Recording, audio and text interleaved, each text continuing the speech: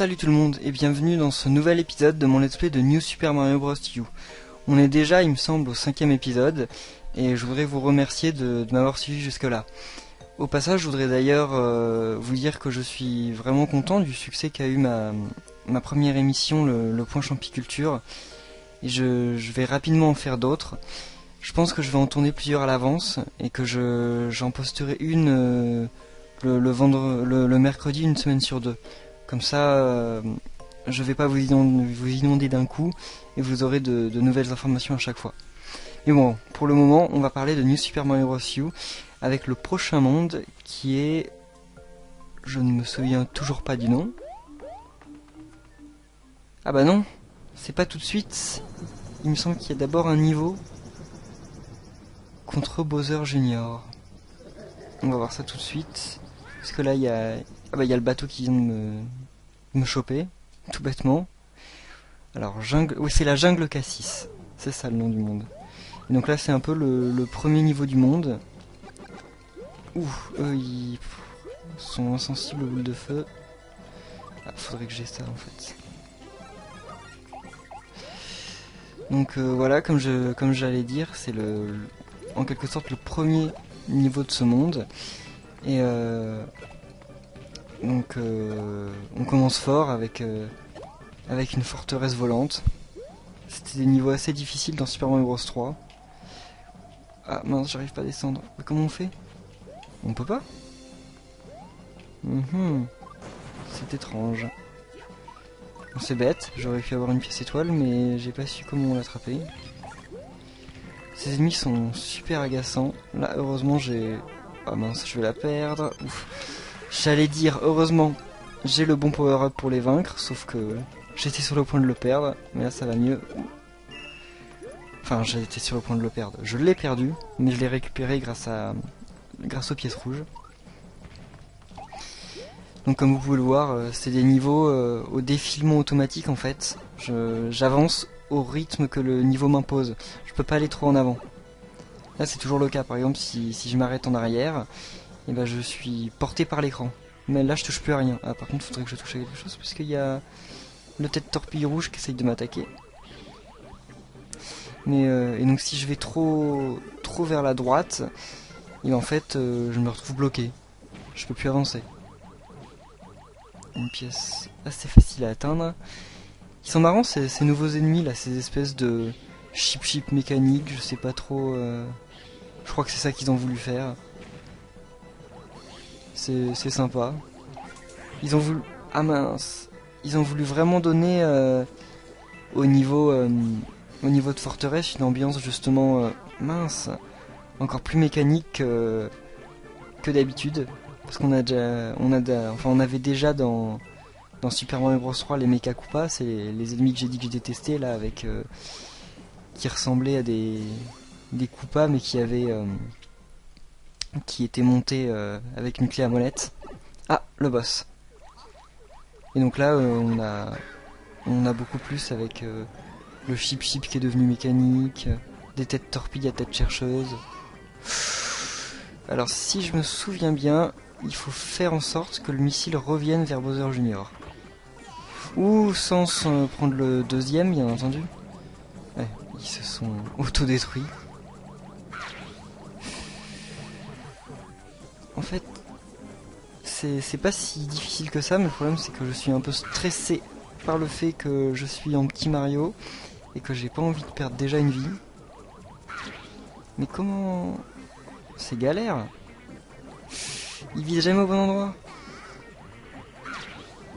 Attends, c'est un peu normal, ils sont pas si débiles. Ah voilà. Premier coup. Là, ça me plairait bien d'avoir un petit champignon, pour le coup. Ok. Ça va. Ok. Ah, putain. La première fois, en plus, je crois que je m'étais déjà fait avoir. Ah, pas possible. Bon, tant pis, hein. Je vais recommencer. 70 vies. Mais ça n'empêche que j'en ai quand même perdu une dizaine depuis le début. Je les aime vraiment pas. Mais pour le coup, la façon de battre ce Bowser Junior est assez originale. Hein. Là, je pense qu'on peut pas dire le contraire. C'est assez astucieux. Je trouve que les développeurs, ils ont ils ont fait preuve d'inventivité sur ce boss là. Enfin, en général, quasiment tous les boss du jeu sont quand même assez originaux. Enfin, originaux, non, on retrouve des ennemis qu'on connaît déjà par cœur, mais au moins on les retrouve dans une... Enfin, ils ont de nouvelles armes, de nouvelles attaques, et au final, on a l'impression de découvrir de nouveaux boss complètement. Mince. C'est peut-être ça aussi qui fait le charme des New Super Mario Bros. U, en fait, c'est de montrer... Mince. C'est de faire en sorte que le joueur soit confronté toujours aux mêmes ennemis, et finalement, il s'en rend plus tellement compte parce qu'ils sont toujours utilisés de manière différente. Alors, c'est reparti. Je me souviens que j'en ai pas encore parlé, mais en fait, il y a une fonction dans ce jeu Enfin, le jeu est compatible avec Miiverse. Et en fait, Miiverse, c'est en gros un réseau social Nintendo qui fait qu'on peut poster des screenshots de nos jeux, on peut poster pas de vidéos, non, que des screenshots et des messages très simples, hein, pour dire par exemple, hey, salut, je suis bloqué dans ce niveau, qu'est-ce qu'il faut faire, ou regardez, j'ai réussi à avoir toutes les pièces étoiles de ce niveau. Enfin, des trucs bêtes et méchants, mais ça marche bien. Et en fait, il y a une fonction qui fait que quand on poste un screenshot ou une information sur le jeu, on peut cocher une case qui est la case révélation. Et en fait, c'est pour éviter que les joueurs qui n'ont pas encore fini le jeu soient spoilés, en fait, pour pas qu'on leur montre par exemple une image du boss de fin. Tout ça pour dire que la première fois que j'ai posté un screenshot du jeu, c'était quand j'étais contre ce boss là. Je pense d'ailleurs que... Oh non, c'est pas vrai. En plus, le véhicule il rigole. Bref, je pense que vous pouvez retrouver ce screenshot sur mon profil Miiverse, tout simplement en allant sur mon profil Miiverse dont le lien est dans les liens de ma chaîne YouTube. Donc bref, j'ai posté le screenshot de ce boss en disant ouais, c'est super, Bowser Junior a un nouveau véhicule super stylé qui cette fois il peut aller sous l'eau. Et je me souviens qu'en fait, les joueurs n'avaient pas du tout apprécié parce qu'on a signalé. Oui, je rigole pas, on a signalé mon... Ah, enfin battu.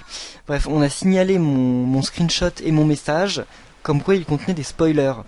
Et donc mon message a été censuré. Enfin, j'ai trouvé ça un peu excessif quand même. Enfin, j'ai juste montré le nouveau véhicule que Bowser Junior a dans le monde, dans le début du monde 5. Je sais pas, la notion de spoiler est super relative, mais pour moi c'était pas franchement un spoiler de ouf. Enfin bref. Enfin, je sais pas, j'ai trouvé ça un peu bizarre, ça m'a un peu refroidi sur le moment, je me suis dit ah ok, c'est super bizarre en fait comme communauté Miiverse. On se fait balancer pour un peu rien. Parce que honnêtement, je pense que j'ai gâché le plaisir de jeu de personne en postant un screenshot du nouveau véhicule de Bowser Junior. C'est pas comme si j'avais posté une image du combat final. Donc voilà, on entre officiellement dans la jungle Cassis. Et d'ailleurs, vu qu'on est déjà à 8 minutes, bientôt 9 minutes de vidéo, je pense que cette vidéo risque fort d'être coupée en deux parties. Je sais pas encore, ça dépend à quelle vitesse je vais. Mais on verra ça tout de suite. Alors, la futée. Je sais pas ce que c'est une futée. Ah, voici en gros une référence à Super Mario Bros 3. Dans Super Mario Bros 3, il y avait des niveaux avec des géants comme ça. Alors, je vais essayer de vous montrer un truc pour avoir plein de vie, sauf que c'est mieux quand on a une... Oh non. Bref, c'est mieux quand on a une tenue d'écureuil, parce qu'il suffit de rebondir en fait sur les Goombas et on peut se faire plein de vie. J'ai voulu faire le malin en vous montrant la technique, mais en fait j'ai moi-même perdu ma vie en faisant ça. Je vais éviter de recommencer. Alors, ah. Voilà, je vais pouvoir attraper ça. Ah oui, les ennemis géants ils sont moins sensibles aux boules de feu en fait. Il faut leur envoyer plus de boules de feu pour les tuer.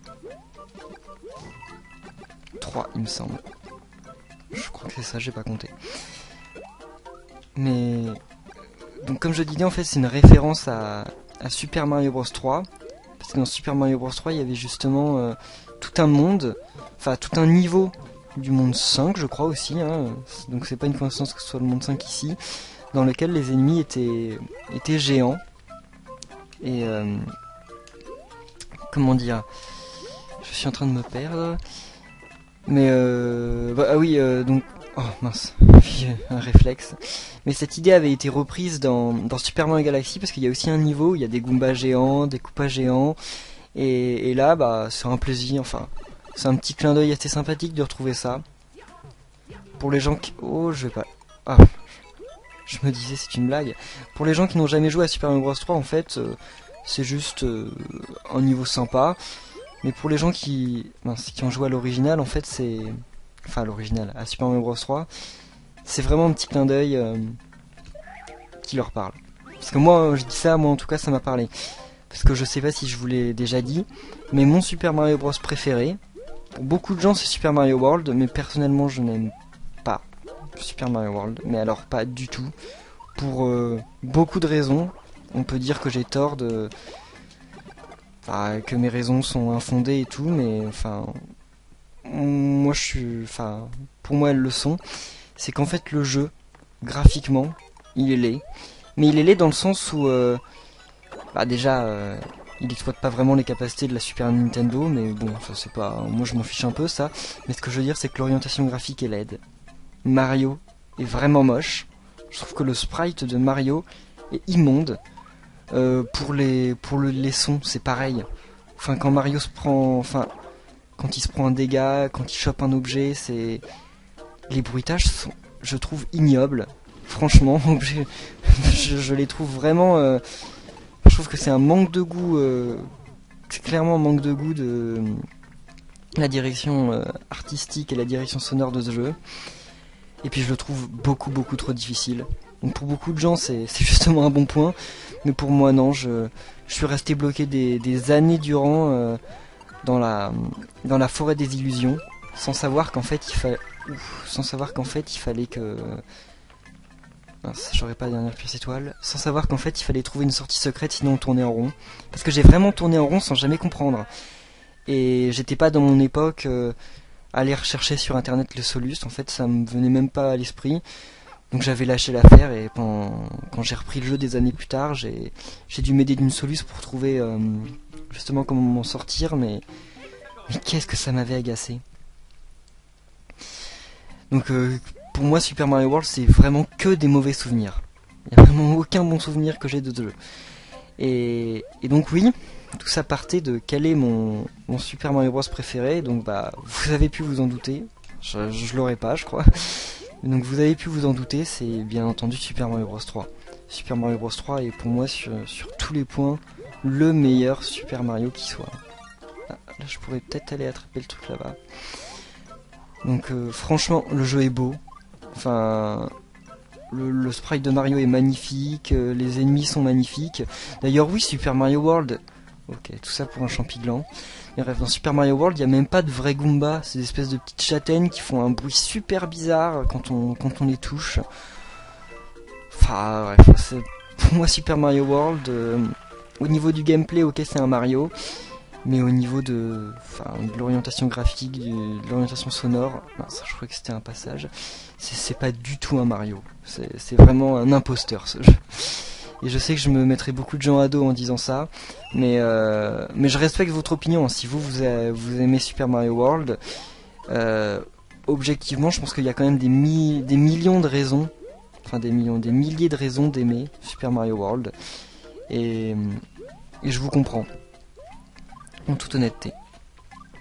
Mais moi, je préfère Super Mario Bros 3 pour toutes les raisons que le jeu est beau, que les musiques sont magnifiques. La musique principale est mémorable. Puis beaucoup d'autres choses. Les niveaux sont géniaux. Chaque niveau, en fait, on retrouve. C'est la suite directe donc de Super Mario Bros 1 et de Super Mario Bros 2, mais Super Mario Bros 2 Lost Level, hein, pas Super Mario Bros 2 celui qu'on connaît avec Luigi et Peach. Luigi, Peach et Todd, il a rien à voir.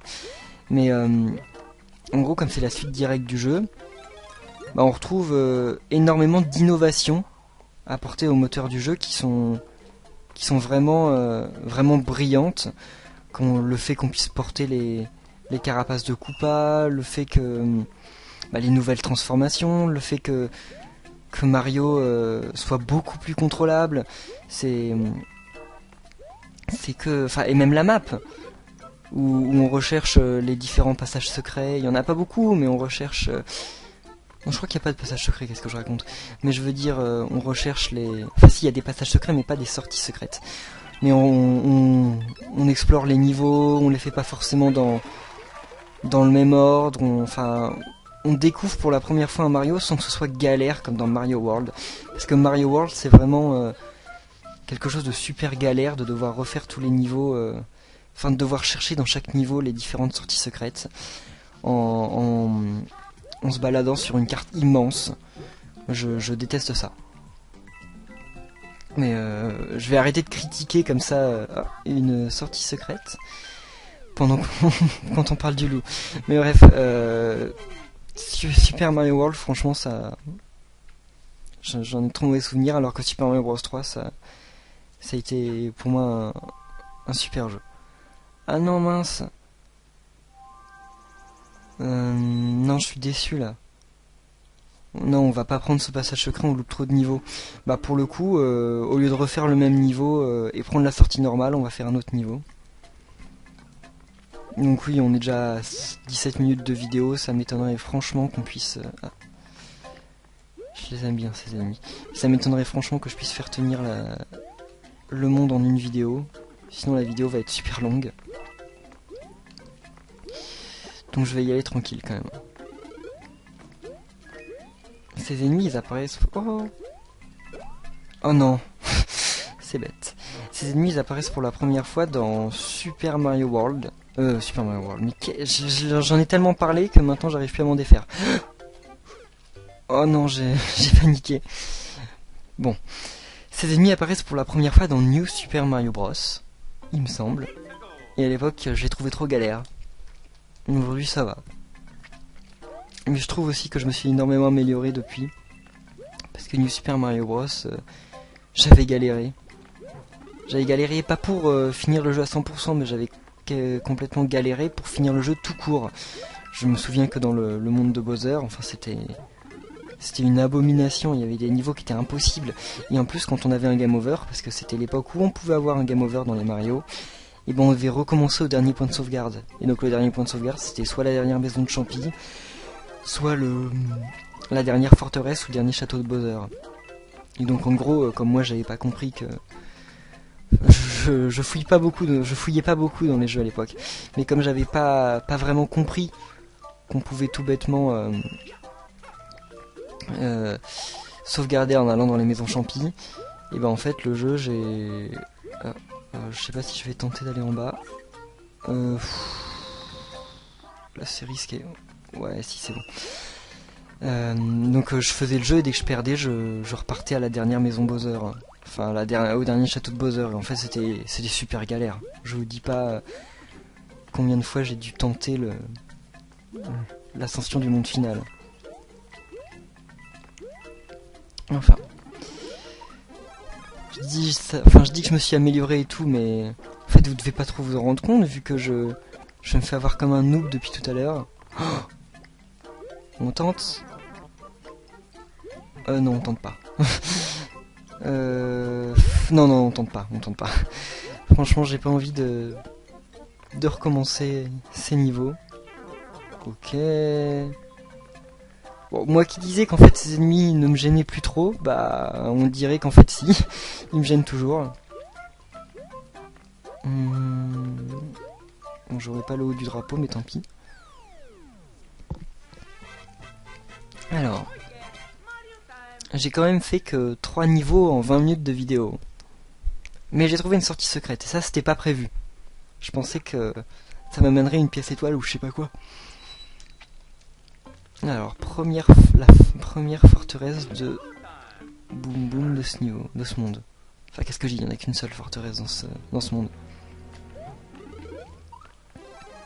Oh, ah, on retrouve en plus là les blocs gigantesques et le fond qui a l'air gigantesque avec des chaînes énormes. Ah bah, là aussi il y a des ennemis géants. Franchement, que des bonnes idées dans ce jeu. Au niveau du level design, c'est une vraie perle.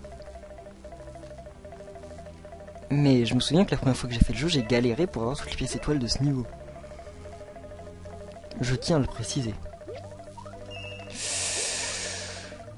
Les hamps, c'est ces espèces de petites boules, je sais pas trop quoi, boules d'électricité. On les voyait dans Super Mario 64 pour la première fois, et là-dedans ils avaient ils avaient une tête vénère, genre ils faisaient la gueule, ils avaient genre une boule de nerf, ouais, une boule de nerf au sens littéral sur le coin droit de la joue. Et sur le coin droit du front. Ah mince, j'aurais peut-être dû prendre le drapeau. Et il tirait une tronche, mais vraiment je sais pas, mais ils avaient l'air vraiment énervés. Alors que maintenant, bah, ils ont une tête de clown. C'est là qu'on voit quand même qu'il y a radicalement un changement d'époque un changement de direction artistique entre la Nintendo 64 et les Mario de maintenant. Parce que les Mario de l'époque, en fait, quand on voit les screenshots, quand on voit les... Comment dit-on les... Ah, je perds mes mots. Ah mince. Quand on voit les différents artworks de l'époque, les artworks promotionnels et tout, on remarque quand même que le jeu est vachement obscur en fait. Les niveaux sont en général assez obscurs, les ennemis eux-mêmes sont pas... Ah mince, j'aurais dû sauvegarder, j'aurais pas dû me précipiter. Bref, l'ensemble est assez obscur en fait. Il y a même quelque part un espèce de truc assez malsain. Je saurais pas comment dire, mais quand on est dans le château de la princesse Peach, quand on est dans le sous-sol et qu'on veut rentrer dans le niveau de la lave, déjà tout ce coin avec de l'eau stagnante, et puis en plus le portrait du niveau qui est un pot d'eau bout, mais qui en fait ressemble pas vraiment à un pot d'eau bout, c'est juste une boule de flamme avec une tête horrible.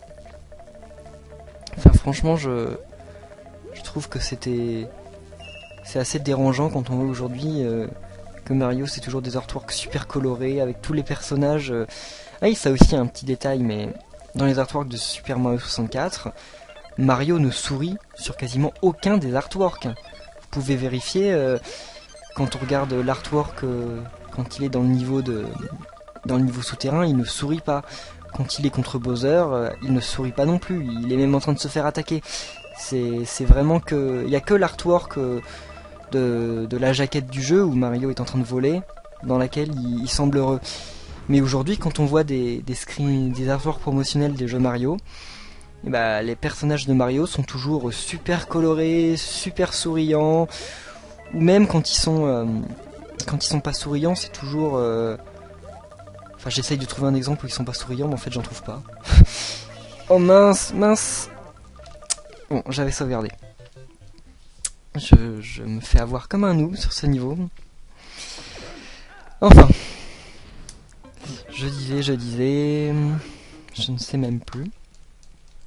Mais je disais que je trouvais pas vraiment d'exemple de screenshot où les personnages principaux, en tout cas, désolé je baille, des artworks dans lesquels les personnages principaux ne sourient pas. Franchement, c'est... Il y a quelques exceptions, mais c'est pour des spin-offs, genre... Et encore, Super Mario Strikers, le jeu de Mario Baseball, ça date. C'est même plus d'actualité. Non, je vois vraiment pas en fait. Les personnages sont toujours souriants sur les images promotionnelles du jeu.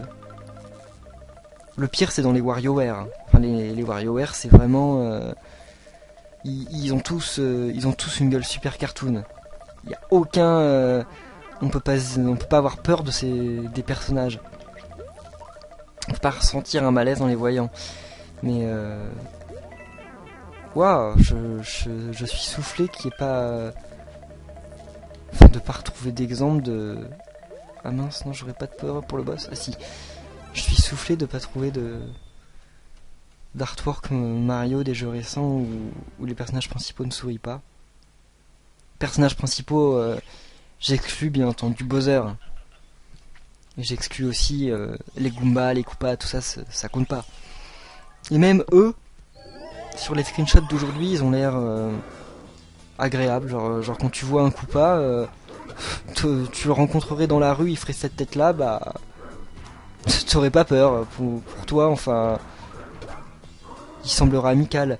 Alors que regarder des artworks, des Koopas des premiers Super Mario Bros, et là... vous voudriez absolument pas les croiser dans la rue. Ils foutent la trouille. Et les Goombas aussi, franchement... Enfin, tout fout la trouille dans le premier Super Mario Bros quand on voit l'artwork du champignon qui nous transforme. Non mais, super bizarre. Même Bowser, il ressemble pas du tout au Bowser de maintenant. Enfin bref, ça fait déjà 26 minutes de vidéo. Donc je vais être obligé de couper. Ça va être une première dans mon let's play, mais on va couper ce monde en deux. Parce qu'il est beaucoup trop long, et en plus parce que je me suis foiré en beauté. Et j'ai perdu je ne sais combien de vies. Parce que j'ai commencé le monde avec 70 vies, j'en ai récupéré pas mal et j'en ai plus que 76. Je sais pas, j'ai dû en perdre 4-5. Enfin, je suis pas fier de moi, mais tant pis, ça arrive. Hein. Surtout que ça fait très très longtemps que j'ai pas fait ces niveaux-là. Donc, merci d'avoir suivi cette vidéo et de suivre les vidéos de ma chaîne. Je vous invite, si vous n'avez pas encore vu le point Champiculture, d'aller le voir. Il concerne Donkey Kong et Donkey Kong Junior, et en fait en gros leur filiation, parce que c'est pas aussi simple que ça en fait. Le Donkey Kong d'aujourd'hui, celui qu'on voit dans les Mario Party, dans Donkey Kong Country Returns et tout ça, ce n'est pas le même personnage que celui qui a enlevé Pauline dans le premier jeu Donkey Kong. Pour ceux qui ont vu ma vidéo, vous le savez très bien, hein.